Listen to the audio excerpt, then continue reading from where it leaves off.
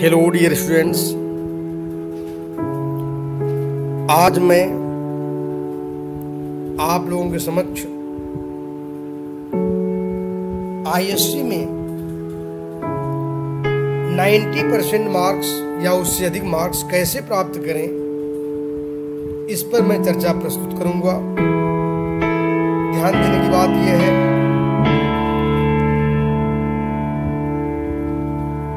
कि बहुत से बच्चे यह अपने आप में सोचते हैं कि कैसे मैं 90% या उससे अधिक मार्क्स प्राप्त करूं। अगर आप थोड़ा सा भी अमल करो और एक निश्चित अनुशासित तरीके से अपने हम प्रश्न पत्र को हल करें तो निश्चित रूप से हम 90% या उससे अधिक मार्क्स हिंदी में हम प्राप्त कर सकते हैं।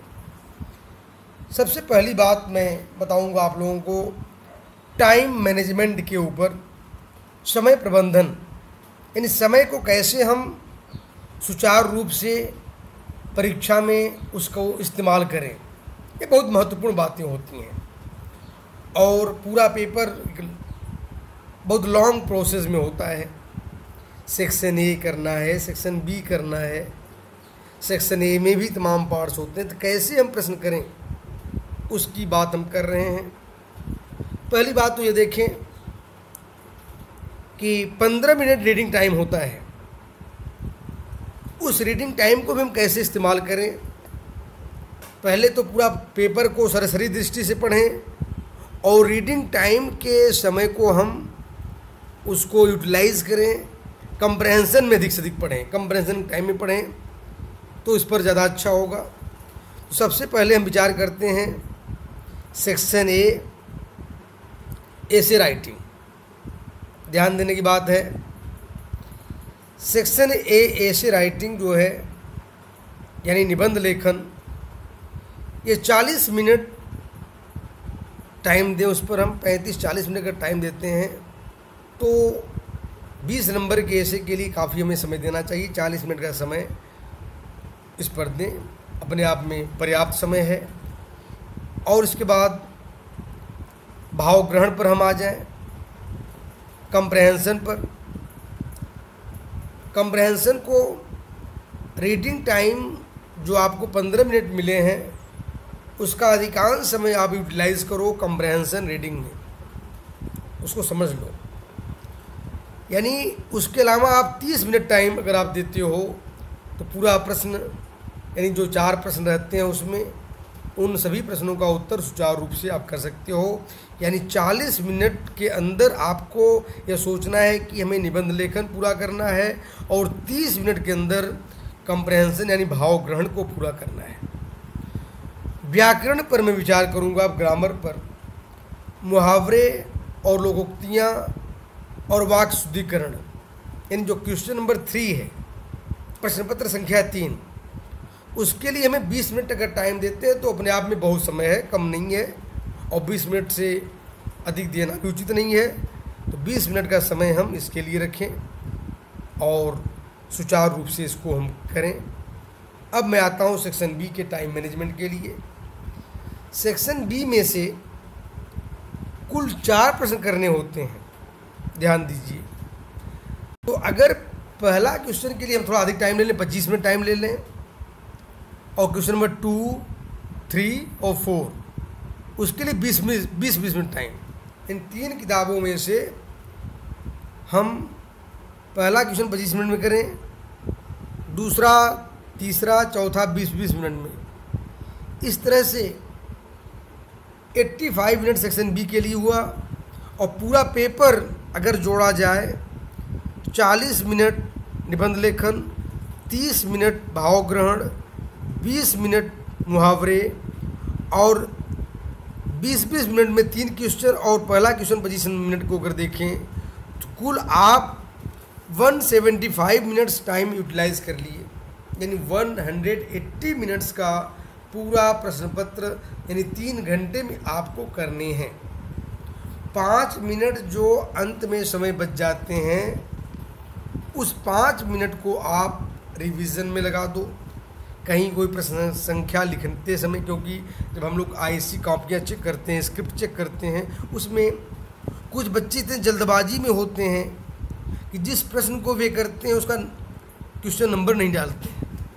ये सब आप चेक कर लो कि कहीं क्वेश्चन नंबर तो सब सही ढंग से अप्रोप्रिएट तरीके से डाले गए हैं कि नहीं डाले गए हैं। उसके जो सब पार्ट्स हैं ABC, उसके नंबरिंग आप थे डाले हो कि नहीं, ये सब चेक कर लो। ये 5 मिनट टाइम, उसमें आप रोल नंबर चेक कर लो, अपना जो आईडी नंबर वगैरह है सब उसको चेक कर लो प्रॉपर तरीके से, सिग्नेचर किए हो कि नहीं किए हो, ये सब सारी चीज़ें चेक कर लो। अब मैं एक महत्वपूर्ण बात बताने जा रहा हूँ कि इस 90% से अब मार्क्स कैसे पाए। तो टाइम मैनेजमेंट की बात मैंने कर दिया, यानी घड़ी देख करके किस प्रश्न के लिए कितना टाइम देना है, इसकी चर्चा मैंने कर दिया। अब मैं हाउ टू राइट आंसर्स, इसकी बात करने जा रहा हूँ। ध्यान दो, पहली बात तो यह ध्यान दो, क्या क्या आपके उत्तर लिखते समय सावधानी बरतनी है। एक तो वर्तनी दोष यानी स्पेलिंग मिस्टेक कम से कम हो या नहीं हो, इस पर ध्यान देने की बात है। और वाक्यों का जो आप आंसर लिखते हो, चाहे कोई भी पार्ट्स में हो, आंसर्स लिखते समय वाक्यों का प्रयोग और अर्थ एवं भाव से युक्त हो। तीसरी बात है महत्वपूर्ण, हस्तलिपि आपकी हैंडराइटिंग कोशिश करें अच्छी हो, यानी उसके पहले आप लिखने का भी प्रैक्टिस हिंदी में थोड़ा सा कर लो, क्योंकि बहुत से आईएससी जो हमारे बच्चे होते हैं वो लिखने की प्रैक्टिस बहुत कम करते हैं। जब एग्जामिनेशन सेंटर में जाते हैं, यानी उसके पहले जब 6 महीने पहले एग्ज़ाम हुआ था या 3 महीने पहले, 2 महीने पहले जब एग्ज़ाम हुआ था, तो उस समय एग्ज़ाम में लिखने की प्रैक्टिस करते हैं। ये बहुत बड़ी भूल होती है। इस साल तो कोरोना काल है, इसमें आपके एग्जामिनेशन तो ऑफलाइन पर हुए नहीं, सारे एग्ज़ाम तो अगर स्कूल लिया भी तो ऑनलाइन लिया है, तो आपकी हैंडराइटिंग टेस्ट बहुत बढ़िया नहीं हो पाई। इसलिए एग्ज़ाम के पहले हैंडराइटिंग टेस्ट बढ़िया से कर लो, अच्छी हैंडराइटिंग हो। और ध्यान दो, अब मैं आप लोगों को इन सब चीज़ों से बता रहा हूँ कि अब कैसे हर प्रश्नों को कैसे सॉल्व करें। अब सबसे पहले मैं विचार करता हूँ ऐसे राइटिंग पर, कैसे ऐसे लिखिए। ध्यान दो,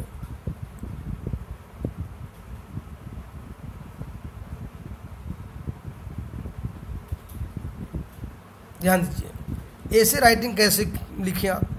सबसे बड़ी बात तो यह है, आप ऐसे लिखते समय यानी उसमें 4-5 टॉपिक्स दिए जाते हैं, 4-5 टॉपिक्स में जो आपको सबसे इजी लगता हो, यानी जिसमें आप आरामदायक फील महसूस करते हो।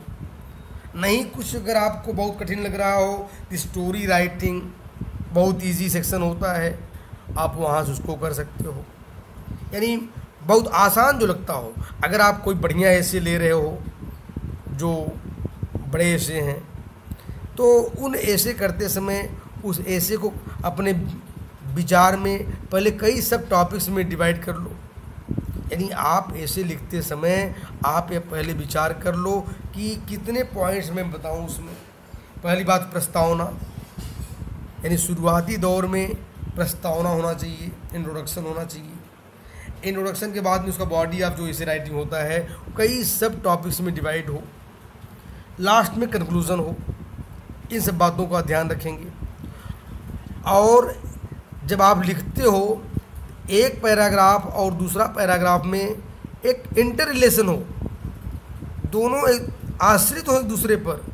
एक पैराग्राफ, दूसरा पैराग्राफ, तीसरा पैराग्राफ या चौथे पैराग्राफ, जो भी आप पैराग्राफ लिख रहे हो इंटर रिलेटेड हो। कभी कभी जब हम लोग कॉपी चेक करते हैं तो उसमें से प्रॉब्लम आती है बच्चों के सामने कि एक पैराग्राफ में दूसरे पैराग्राफ में कोई रिलेशन नहीं होता। ये नहीं होना चाहिए।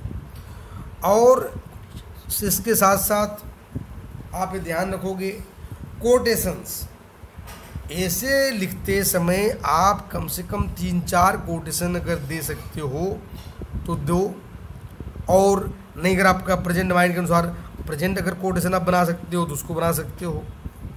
तो ये सब चीज़ें आपको ध्यान रखनी है ऐसे राइटिंग्स में। यानी जो ऐसे वहाँ 3 स्ट्रीम बच्चे बैठे रहते हैं, साइंस, कॉमर्स, आर्ट्स। तीनों स्ट्रीम के बच्चों के लायक अपना अपना एक अलग अलग एक ऐसे होता है। उस ऐसे पर जो आप इजी फीलिंग करते हो, उस ऐसे को आप लिखो, आराम से लिखो एकदम। और ऐसे लिखते समय ये भी हम ध्यान रखेंगे कि हमारे स्पेलिंग मिस्टेक या ये सब चीज़ें नहीं होनी चाहिए, राइटिंग सुचारू रूप से ठीक होनी चाहिए। अगर आप ऐसे ऐसे लिखते हो, पूरा के पूरा तरीके के फॉलो करते हो, आप अच्छे मार्क्स के अपने आप अधिकारी बन जाते हो। दूसरी बात, मैं अब कंप्रहेंशन बना रहा हूँ, कैसे एक अच्छा कंप्रहेंशन लिखें। कंप्रहेंशन को सबसे बड़ी बात समझना होता है अच्छे तरीके से। तो जो मैं पहले बता चुका हूँ, कंप्रहेंशन यानी जो रीडिंग टाइम होता है उसको यूटिलाइज़ करो, अधिक से अधिक रीडिंग टाइम कंप्रहेंशन के रीडिंग टाइम के लिए 2-3 बार कम से कम इसको पढ़ो। और पढ़ने के बाद कोशिश ये होना चाहिए आपके अपनी भाषा में, अपने शब्दों में आपका कंप्रहेंशन होना चाहिए। अगर ऐसी स्थिति जान लो कि अब नहीं हो पाता, आप नहीं लिख पाते हो, तब भले उसमें से कुछ पंक्तियाँ आप ले लो। और कभी कभी तो ऐसे भी प्रश्न आते हैं जिसका उत्तर आपको टोटली अपने से लिखना पड़ेगा। यहाँ तक कभी कभी तो ऐसी स्थिति आती है कि उसका उत्तर भी पूर्ण रूप से उस जो कंप्रहेंशन का जो अपठित गद्यांश दिए जाते हैं उसमें कभी कभी नहीं मिलते हैं। तो हाँ, आपको सोचकर प्रेजेंट माइंड के अनुसार उसका उत्तर लिखना पड़ता है। ये सभी चीज़ें आपके अंदर होनी चाहिए। और एक कंप्रहेंशन ऐसा पार्ट होता है, इसमें फुल में फुल मार्क्स भी बच्चे आसानी से उठा सकते हैं। तो इस तरीके से आप यहाँ भी अच्छे स्कोर खड़ा कर सकते हो। तीसरी बात, मैं ग्रामर सेक्शन पर आ रहा हूँ। तो जो ग्रामर सेक्शन है, यानी इस पे जो मुहावरे हैं, लोकोक्तियाँ हैं, ये अधिक से अधिक याद होना चाहिए आपका, क्योंकि मीनिंग आते रहेंगे तभी आप अच्छे सेंटेंस को लिख पाओगे। इसके लिए व्याकरण मंजूषा की जो किताब निर्धारित की गई है, व्याकरण मंजूषा की किताब में मुहावरे उसको पढ़ डालें, लोकोक्तियाँ पढ़ डालें। इसके अतिरिक्त भी और भी कुछ मुहावरे जो आपको मिलते हैं टेस्ट पेपर सॉल्व करते समय, उन मुहावरों को भी याद कर डालें, समझ डालें। तो अब अच्छे मार्क्स यहाँ से आसानी से 5 मार्क्स लिए जा सकते हैं। लेकिन एक चीज़ याद रखिएगा, ग्रामर सेक्शन में स्पेलिंग मिस्टेक्स बिल्कुल न करें, क्योंकि यहाँ पर टीचर जो हैं मार्क्स काटने के लिए बैठे रहते हैं। इसलिए उनको मौका न दें आप लोग कि वहाँ से मार्क्स वे काट पाएँ। तो ये ग्रामर सेक्शन में 90 मार्क्स से बच्चे अधिक मार्क्स तभी प्राय प्राप्त करते हैं कि जो बच्चे प्रयास करें कि मुझको ग्रामर सेक्शन से 10 में 10 मार्क्स प्राप्त करना है। दूसरा पार्ट होता है इसमें ग्रामर सेक्शन में वाक्य शुद्धिकरण। वाक्य शुद्धिकरण के अंश में इस पार्ट में भी आप अच्छे तरीके से करें। व्याकरण जो मंजूषा जो किताब है उसमें जितने भी सॉल्व कराए गए हैं, जितने एग्जाम्पल्स, उनको पढ़ें। इसके अलावा टेस्ट पेपर सॉल्व करें। तो मैं समझता हूँ आसानी से आप 10 में 10 मार्क्स यहाँ से प्राप्त कर सकते हैं। अब मैं सेक्शन बी पर विचार करता हूँ।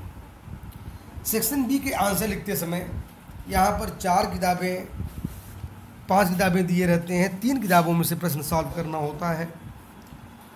तो व्याकरण यानी इसमें काव्य मंजरी और गद्य संकलन और साराकाश उपन्यास और आषाढ़ का एक दिन, इन 4 किताबों में से 3 किताबों का चयन करें और 3 में से 4 प्रश्नों को ही करें। तो चाहे जो भी अंश करने जा रहे हैं, पहली बात तो ये ध्यान रखेंगे 4 क्वेश्चन जो आप करने जा रहे हो कि उसमें से उस चैप्टर पर या उस प्रश्न पर आपको अच्छे तरीके से आना चाहिए। जो अधिक से अधिक पढ़ा गया हो जो चैप्टर या जो प्रश्न का उत्तर, उसी प्रश्न को लिखने का प्रयास करें। एग्ज़ाम में कोई नए प्रश्न को हल करने का प्रयास न करें कि जिसको आपने पढ़ा नहीं है, थोड़ा बहुत जानते हो, किसी दोस्त के कहने पर आप उस चैप्टर को अचानक एग्ज़ाम में थोड़ा पढ़ लिया और उसको आप न लिखो।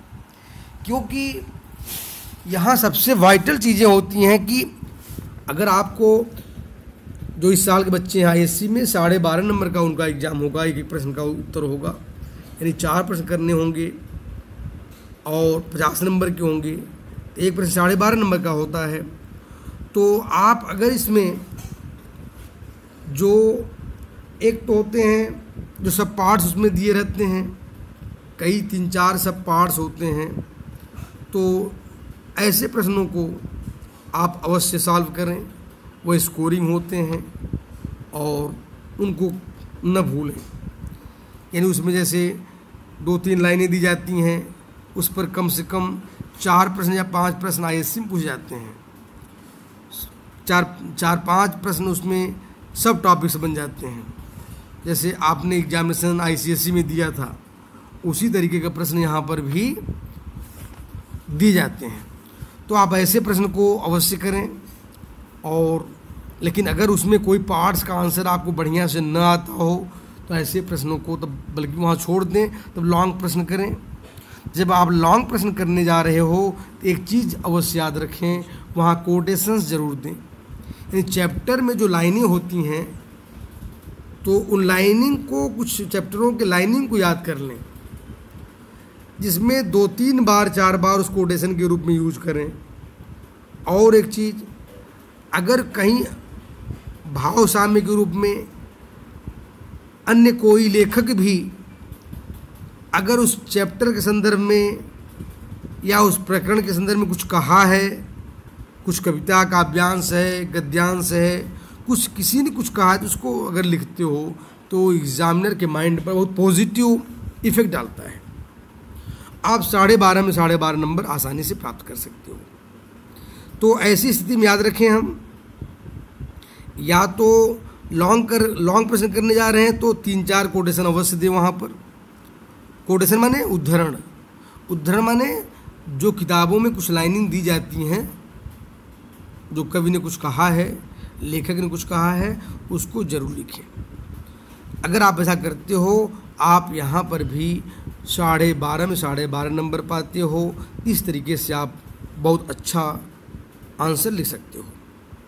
इसके साथ साथ याद रखेंगे आप लोग बराबर कि राइटिंग को बराबर याद रखें, स्पेलिंग मिस्टेक कम से कम हो, इसको थोड़ा प्रैक्टिस कर लेंगे आप लोग और कुछ टेस्ट पेपर भी सॉल्व कर लेंगे तो शायद आप निश्चित रूप से 90% से मोर देन मार्क्स प्राप्त कर सकते हो। धन्यवाद।